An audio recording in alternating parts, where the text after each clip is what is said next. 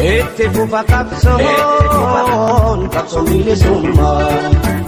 Itti fufa qabsoon. Harka fuunee hordoftoota keenya kabajamoo fi jaallatamoo kun sagantaa Caayaa Miidiyaa Neetwoorkii irraa kan isinii dabru sagantaa keessummaa affeerrannee qabannee isinii dhiyaannee jirra. Keessummaan keenya guyyaa irraa nama cimaa nama jabaa tokko qabannee isinii dhufnee jirra. Namni kun eenyu jechuun keessa hin oolu hayyuu gameessa Oromoo nama ta'e tokko obbo Kamaal Abrahiim qabannee isinii dhiyaannee jirra. Mee wal barnootaaf gara isaatti osoo isin hin dabarsin dura inni kun eenyu waan jiru xiqqoon irraa isinii tuqa. Obbo Kamaal eenyu namni hin beekneef wal barnootaaf garuu saahiba Nagaasuu Gidaadaatii fi Isaayyaas Afwerqii fi Mallas Zeenaawii wajjin yeroo hedduu wal arganii wal ga'ii irrattis yeroo hedduu wal mari'atanii turanii magaalaa Jarmanittis yeroo garagaraatti wal arganii achittis yaada garagaraa wal dabarfatanii jiranii akkasumatti biyya keessatti illee yeroo hedduu yeroo garagaraa wal arganii jiranii. Mee wal barnootaaf daawwattoota keenya wal baradhu sin jedha Obbo Kamaal. Galatoomii maami. Ani maqaan kee Kamaal Ibrahim Abdullahi dhaloonni kee Direedawaadha. Hoggana biyya gadhiisee deemee zaman Haile Sillaaseetti zaman Afranqolloo gadhiisee deemee jibbinsa gabrummaa Amaara irraa hin dhiiseetiin bahee Sumboda biyyuma ollaa gartee Jibuutii fi Saudii fi Yemanii fi biyyuma Arabaa fi gartee Awurooppaa immoo kana keessaan deddeemu ture. Dhumatti teessoon amma yeroo ammaatti magaalaa Jarman keessaan jira. Hayyee mee keessummaa keenya asirratti nu argamu keetiif hedduu galatoomi jecha. Haala yeroo irratti mee fakkeenyaaf TPLF fi mootummaa Abiy jidduutti waan gaggeeffamaa jiru kana waraana kana ilaalchise. Mee wal waraansa isaan lamaan jidduutti gaggeeffamu kana keessatti Oromoon bu'aan argattu ni jira. Mee Oromoon bu'aa maalii qabdi as keessatti? Oromoon bu'aa guddaa qabdi. Lameenuu adawwii Oromooti. Adawwiin lameenuu hogguu gartee wal fixanii wal ajjeesanii gartee hogguu gartee namuu gartee kaan ajjeesutti Oromoof bu'aa guddaa qabdi. Oromoon yeroo ammaatti jabaattee hidhattee ka'uu qabdi. Yeroo meeqa Oromoon hireen dhuftee fi hiree sun if harkaa balleessan. Kanaaf jecha amma hireen tamma jirtu tun yeroo amma nuti keessa jirru kanatti gartee lola lameen iddoo adeemu adawwii lameen iddoon walda'uun isaanii hedduu nuuf gaariidha. Gama lameentu karaa mirgaa bitaanu isaan lameenuu adawwii Oromooti isaan hogguu wal fixan kana iddotti Oromoon jabaattee gartee qabsaa'utee meeshaan humna jechuun afaan jechuun sammuu fi ija jechuun meeshaadha. Meeshaa godhattee bakka kanatti bu'aa takka gubbaa gahuu qabdi. Oromoon yeroo ammatti hoo haatee qabsaa'utee gartee biyya isii tana gartee akka gaariitti hon eegganne fuulduraaf waan tokko bu'aan tokko Oromoof kadhuuf natti hin fakkaatu jira. Yeroon amma chaansiin guddaan Oromoon qabdu ammatti tarkaanfii guddaa fudhachuu qabanii jira. Hayyee mee gara gaafiitti aantutti si dabarsaa gaafiin tiyyatatti aantu mee TPLF waggaa 27 humna waraanaatiin biyya bulchaa turte Abiyyi kanaan ni cabti jettee yaadda mee gama kanaan mee waan jirurraati waan keessa beekturraa mee odeeffannoo nuuf kenni. Okay. Gaarii. Abiyyi dhiisi akaakoon isaa dadhabe. Akaakoon isaa Haile Sillaaseen isaan dadhabee jira. Jarri kun Tigreen jechuun warra Kooriyaa jechuudha. Ani Kooriyaan baasee fi jarra kana. Jarra akka isaanii muratanii kaka'anii gartee saba isaaniitiif dachii isaaniitiif haloolaan hin jiru. Abiyyiin mucaa halee dhalatee bara. Mucaa halee dhalate kanaatu isaan gartee gad cabsee lafa kaayaa waan hin taane. Maaliif Tigreen hoosilaan jiraanne addunyaa gubbatti Eritiriyaan hin jirtu. Eenyu ka jabeesse, eenyu ka laanchise, eenyu ka gartee humna ka godheef Tigreedha. Kanaaf Abiyyiitu isaan caaleetu isaan cabsee akka inni itti baanutti Bahardaartiin Faxareetiin Maqaleetiin laaqana nyaata hajoo hunu har'a guyyaa meeqa dubbiin coftinuu addaan laaqamtii jirtiti. Kun akkuma gartee Profeesericha Suwiidin irraa ka dubbate. Abiyyiin jeebar nama gurra hin qabne jeebar afaan sadii ka dubbatu. Kitaaba tokko jira je biyya Greekland irraa ka bahu kitaabni sun Sheeko himaa je. Sheeko sun ka himu maali? Abiyyiin nama je. Hogguu isin gartan nama je. Garuu fuulli isaa kun jijjiirama haguuta ka bofataa haguuta ka leencataa haguuta ka karkarrotaa je. Nyaata ilmi namaa waan nyaatu je. Nama nyaata malee. Kun akkasiiti abiyyiin ifumaafuu gartee beekuun daddabeelaa amma waan inni gartee bu'aa irraa argatu rakkina kana keessa if naqee addunyaa cufaa if garagalchee saba isaa if garagalchee yaadannoo haatiin isaa hajatteen nugusa torbee isaa taatetti manaamattiin si harka hajattun sun barbaada. Kana durallee dubbatee jira inni maal jee hafade haaduu jee biyya fi magaalaan kutaan hafee taa gubattu jee haa dhabaman ani hoon harkadhe jee kontiraatmitira kiiloomitira takkallee achi taayitti nugusatti taa jee inni bu'aan qabu saba isaatiif illee amaaraaf illee bu'aan qabu namichi kun waan inni barbaadu manaama sun jala deemu jira. Manaama sun barbaadu jira. Manaama sunis hin harkata.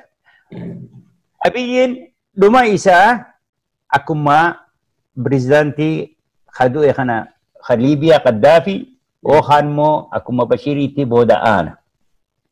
Tigreen moohaddeetiin if jalatti galcha irraanfadhu jeen. Akaakoon keetuu daddabee jira jeen amata 40 osoon ani biyya keessa jiru amata 40 daddabee jira Haile Sillaaseen. Ummata baala nyaatee deemu bar.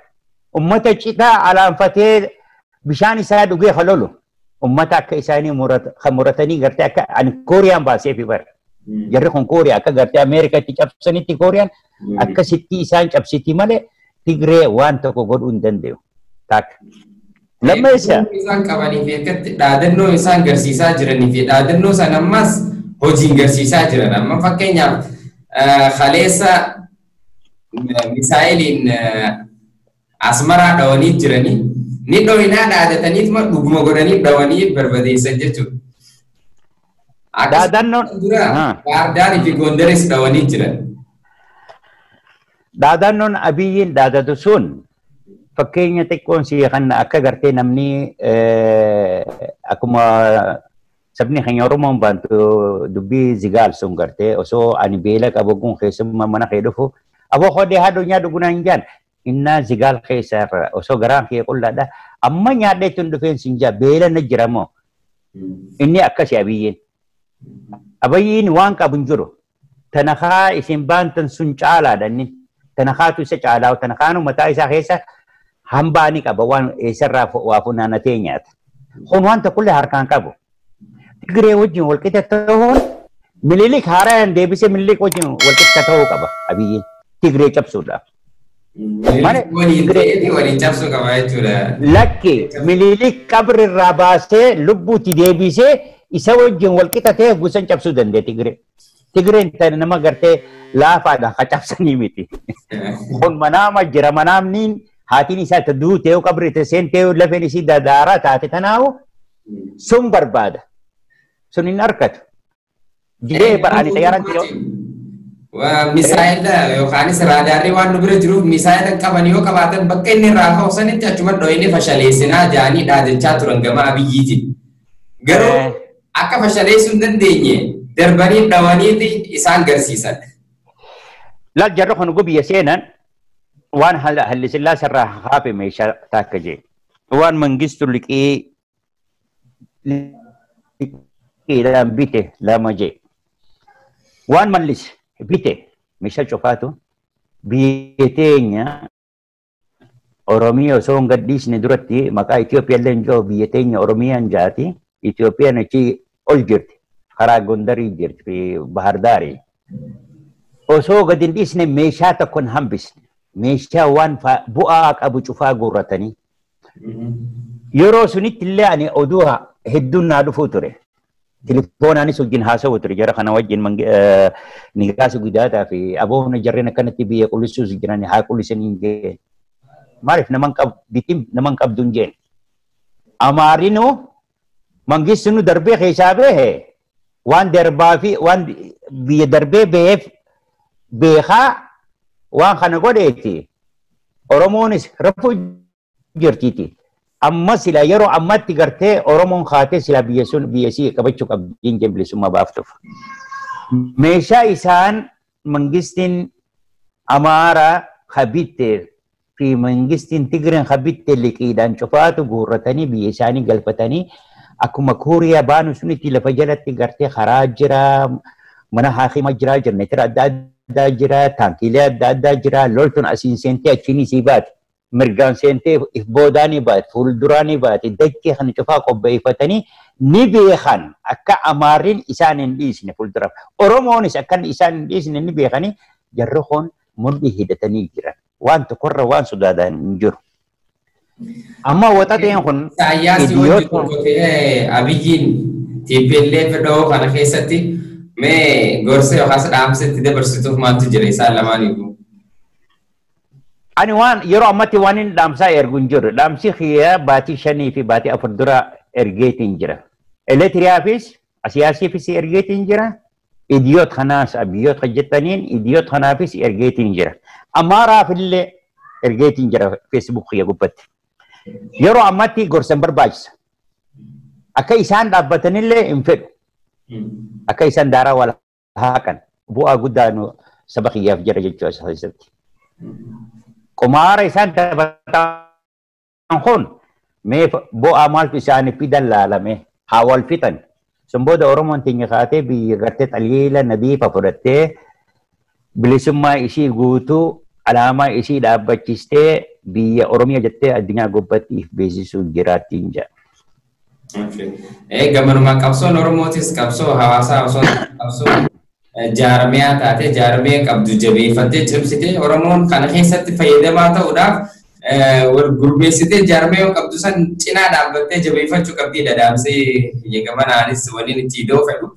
Lammaffaa irratti mee raayyaa ittisa biyyaa dhumee sababeeffachuuti TPLF raayyaa ittisa biyyaa dhawee ajjeesee fixee jaaniiti sababa kana sababeeffatanii maallaqa guuruu raayyaa ittisa biyyaa cinaa dhaabbachuu jaanii hiriira garaagaraa biyya keessaa baasaa jiran. Mee hiriira kana wal qabatee ati mee akkamitti ibsita dubbitan? Tole maami waan gartee namaa akkamiin siin jaaga jirri kun shiftaadha. Shiftaan kun gartee makiinaa konkolaataa tokko karaa tokko gubbatti dabartu baadiyyaa keessatti gaara keessatti utaalanii waan qaban irraa butanii humnaan gaaratti deebi'an. Mangistiin amma jirtu sun taabii shiftaadha. Nama jaalalaanii irraa gartee waan cufaa harkatta malee humnaanii miti. Jaalalaan. Ummata miskiinoota humna afaan qawweedhaan wani jeetti filannoon tun Tigraay keessa deemtu filannoodha dhugaa sunii miti soba akkamitti ani if jalatti hin galche jee. Deebi'ee gamma kaaniinis maal jee Amaaraan elektiriyaa waan inni dhaquuf jiraa jee kijiba isaati. Waan inni elektiriyaa dhaqeef dursoo achitti loltuu biyya keessaa goree achitti amataa fi baatii 8 irraa caalaa laanchisiisu ture. Kom diidam. Kanaaf achi dhaqa. Amaarri gaafataniin jaaniin maal achi dheeta waan hin dhaqoof jeen asab isiniif deebisuudhaaf. Asiyaasin hoo maal jeen baadammeen akka si haayaa jeen Tigirarraa fuudhee. Soba kanaanii karaa dukkana keessa seenan manamchin. Dukkana gartee urjilleta baatii namichiin gaama akkuma gartee waraabessiin hogguu lafatti riga jaanoo kan dhaqaatti rigee lubbuun akkasii keessaa bahu jirti namichi sakaraata jiraatee namichi kun bakka takkan dhaqu Tigirees elektiriyaas waan hin jirre keessa naqe. Elektiriyaan fiifuu beela qabaachuu turte. Eeboo gartee fi beeltiin ajjeestee jirti. Elektiriyaa. Xiqqoo midhaan itti kannee xiqqoo buna itti kannee karaas gadhiisee fi wasaana gartee Tigireen duraan tichoofte banee fi halaas hamma sun harkatanii miti akkuma namni hattuu beeltii ka ajjeeste hogguu deemee eeruu seenu jaan namni keenya eeruu kana seenee innaa beelaa keessa ashiitana kana qabee baalaa fi rifeensasii wajjin cufaa garaa guuttatee abbaan eeruu ni arkaan. Eega quufee booda irraa solloisuu eegale baala. Rifeensa gubbaa jiru kanas irraa fuudhuu eegale. qalbii takkaan taa'ee firii moo qofa nyaachuu jira. Duraan immoo waliinii nyaachuu jira. Inni kun akkasii elektiriyan akkasiiti. Gaa elektiriyanis jettee nutis gama atiinis gama kaaniin itti dulla. Maal jechuudha kun? Tigireen maaliif hin dubbanne? Waan hin dubbanneef qabdi Tigireen. Ani arra akkuma Oromoon baantu qomaaxeef qubni tokko birqiidhaa jedhan. Beete. Tigireen waan hin dubbanneef ni beeti waan isiin qabdu. Waan isiin qabdu ni beeti. Tigireen hoo biyya keenyarraa ala baatillee kophaa isii jiraachuu ni dandeessi. Waan cufa qabdi. Biyya keenyarraa guuratte waan hin guuranne hin jiru. Waanuma gartee iskraabii achitti darbitee malee waan tokko waan achitti bu'aa ka qabu waan dhiiste hin jiru. Dhiisi waan bira waan firii boqqolloodhaa ka cuunfee zayita irraa baasullee sunillee fudhatan waan cufa keessaa fudhatanii biyya isaanii tolfatanii eerpoortillee tolfatanii waan cufa godhatanii jiran. Idiyoot hiyya kun ka'ee quban qabu hammanaa egaa yeroo osoo akka inni baanutti gartee loltu keessa osoo jiru kana cufaa hin argu. Maaliif kaambuma keessa jira? Suuroo isaatiif biddeena maamaara sun nyaatee riibaa ka'ee ispoortii dalagee irra fuudha. Quban qaba addunyaa maali deemu jirti? Kanaaf moo meeshaa konkollee haa hafeef suniinii dhaaddatee ol ka'e. Tigireen dubbanne numa eegan. Dhufee naannawaa gartee amaara kana achirra eegale. Hoggoosan isaaniif booda deebi'an. Kana if booda deebi'anii dachisuun qulqulleessuun taktiika lolaati. Nama lola keessa seenee nama ministeera keessa seenee taktiika isaanii akkasi. Maaliif dirree qullaa keessatti bakka gaarree hin jirre bakka gartee tusiin hin jirre bakka gartee mukkeen hin jirre keessatti si arga. Xayyaara habbaa lameen taqabu sun tafirii lamaa dagartee bu'aa takkallee hin finne suniin ka'ee dadhabe. Tigireen dubbatte nu dhiisi jettee. Adaba godhi taa'e dide kaanii gaa guyyaa dursoo akka inni baanutti bahardaaritti fatara nyaadhee maqaleettiin laaqana hin nyaadha kajee guyyuma sun gargaluma sun kaanii dhawaniif ummanni akka lakkoofsa sa'aa lamatti akka biyyatti baaraganii lafaa kaan maaltu nun dhufe achi gaa hono dhufuu isaa gadhiisee akka gaartee waraabessa caafoodhaan jala dhoyte jaldeessiin akkamta dhufuu gadhiisaa albaatii gadhiisaa cehaa bara. Akkasii ce'ee dhaqee gawanni bira. Asiyaas bira guudhaqu asiyaas inni waan Afawarqi ja'aniif uhii jira. Asiyaas afaan isaatii fi arrabni isaa dahabaa'uu ni caala. Almaazuu ni caala. Mi'aawu deemarra daran. Garuu onneen isaa keessin isaa akka inni badaadhaa hin jiru addunyaa kana gubbatti hin agarra akka isaa. Waan inni jee jahatamii saddeet irraa ilaa torbaatamii shanii. Waan argitanii waan mari'attan san keessatti waan jeesan. Lakki waan inni jee jaarraafuu kanaaf ani itti himeetiin jira. Rabbi rahmataa godhuuf jaarraa abbaa gadaa. Amma yeroo suniin jee waan kana ifirraa dhiisiin jeen keessaa bahe asiyaas. Amma baatii lamallee hin ta'u. Adabaddu taa'iin jeen. Mootummaa amma harkaa qabdu kanaan jeen sila Oromoon hin jirre Tigireen hin jirre hin harkattu hin jeen. Ni irraanfatteen jeen eenyu? Alaamaa nifxanyaa kabuusee alaamaa elektiriyaa kakorsiise eenyu hin jeen ni irraanfatte. Oromoodhaan jeen ni gaasu gidaadhaadha. Bilisummaa kan isiniif kanne kan gartee waan cufa isiniif kanne isaan jeen. Kan cufa irraanfattee har'a saba keenyatti deebitee himti saba keetiif boolla qotu jirtaatu siitu itti aanu jiraataan jeen. Karaa kanatti haa deebinu waa'ee akkamitti lola seenee. Waxaxeen hogguu albaatii gadhiisee isa bira dhaqee gaaboo gaahoon jirre akkasina godhanni fi akkasina godhan loltuu hiyyasiif hin kannu jeen. Loltuu asumatti gartee haamata kan cufaa ka gabbarte kana siif gadhiisa. Akkasitti gama kan dhaqe. Asiyaasiin ijaarne adabadhu taa'ee mucaa nuti si guddisee nutiitu gartee bakka kana si geessiseeti adabadhu taa'ee ijaan diideega. Oona gartan kalee galgala. Onarra xannee fi gartee albaatii sun ifirraa dhiquu fi ganda araba keessa deddeema sadaqaa goorachuudhaaf. Haana hoona elektiriyaa waan qabdu Tigireen moo. Mee asirratti mee daabbo bitanaan siifita Tigireen waan inni jiru hamma mucaan daa'imniin amata shanii amata haqawwee harkaa qabu kun hamma dhumu waan dhaabbatan hamma amaara kana daaraa haqanii kan moo mootummaa deebi'anii amaara kana if jalatti bulchuu malee Tigreen ta dhaabbattu miti. Kana waan hin jiru. Taatee haala kanaan hanga fedhee yoo ture qabsoon tuni numa dheeratti ribeelolaas ta'uu danda'anii gaara galanii qabsoota na dheeressaa amaaraanis lolaa TPLF nama inni shuumee fiduunis nama sanis dhawaatuma jiraatan malee hin dhabaman jechuudha TPLFin Tigraay keessa. Abadan hin sinjaani arraba kiyya kanaan qora. Gara dhumaa deemu jirraa gaafii takkaan sittiidha. Lubbuun gaafanii fi raayyaa ittisa biyyaa gizee duute yookaanis dhuman gargaarsa horiidhaa fi maallaqaan gargaaraa isaanii gargaaran tana gaafa raayyaan ittisa biyyaa uummata Oromoo ajjeeste uummata fixxe as bahanii afaanillee dhiifamallee gaafatanii beekan takkaa. Lubbuun raayyaa ittisa biyyaa sanii fi ilmaan Oromoo kuma dila san hadhume garaagarummaa qabdi mee ilaalchi isaanii tuni mee silaa akkamitti ibsite waa'ee kanaa? Waa'ee dhiifama gaafachuun hattuun hogguu mooraa keesseen tokkoon eeruu keesseen arraa hogguu seette borganama dhuftee dhiifama si gaafatti sin gaafatu waan hatte sun hogguu sinqiin sun irraa dhume achibatti deebiti. Jara kanarraa waan eeggannu hin jiru hin jee baran dubbii duraan hin fite.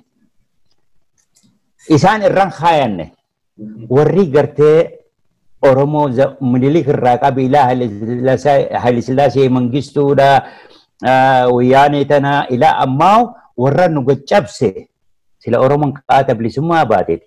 Warra gartee garaa isaaniitiif bitamanii gartee karaa wanniidhaanis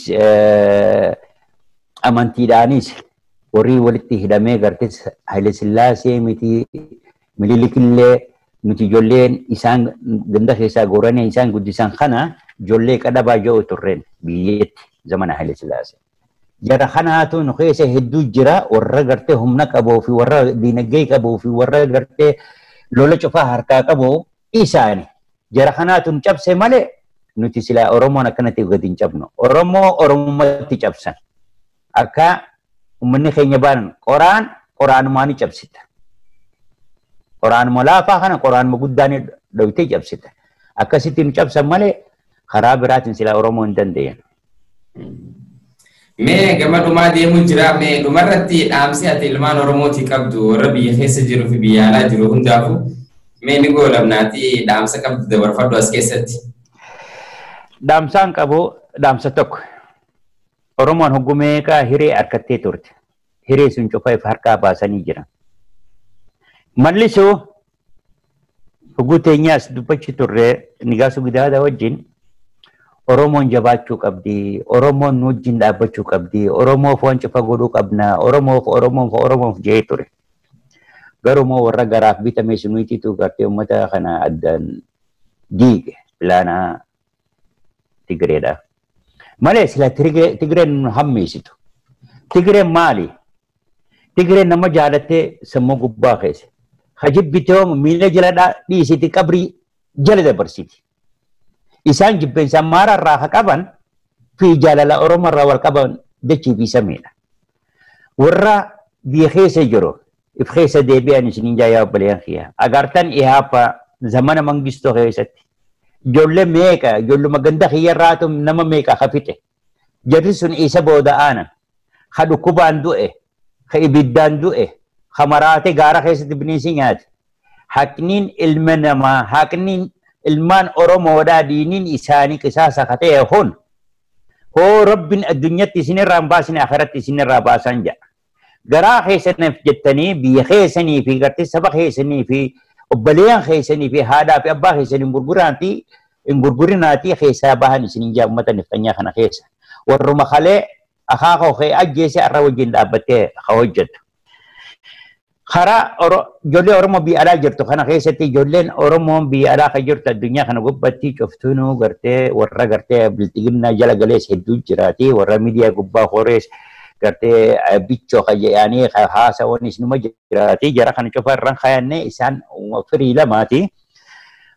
Harkiin guddaan sabni Oromoo biyya alaa keessa kan jiran waan inni isinirraa isin gaafadhu waan isin godhuu qabdan hoo jiraate saba keessan gartee loltuu keessan kana jabeessitanii bu'aa nama hamma danda'e gartee baajataan humnaanis maallaqaanis yaadaanis bira dhaabbachuu qabdan saba keessan.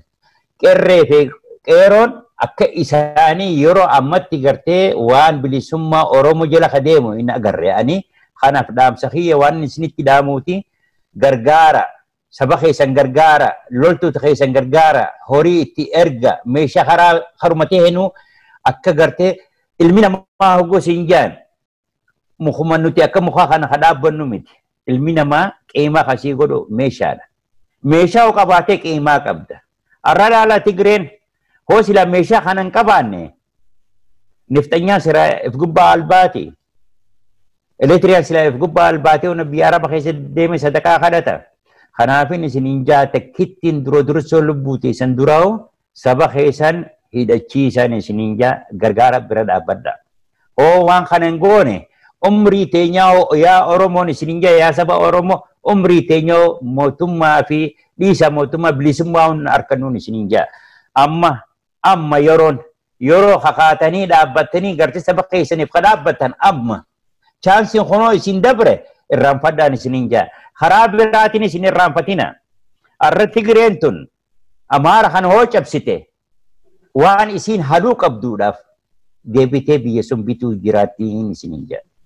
Kanaaf qophaawaa itti qophaawaa namni beekaa keenyaas wallaala keenyaas ija tokkoon saba isa laaluu qaba. Ija lamaan hin laalina.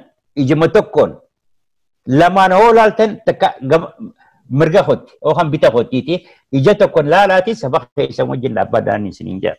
Waan bu'aa nuuf godhu arra hoo sila humna qabaanne meeshaa qabaanne niftanyaan kakalee dhalate kun sila nutti hin bobba'uun isiniin jedha.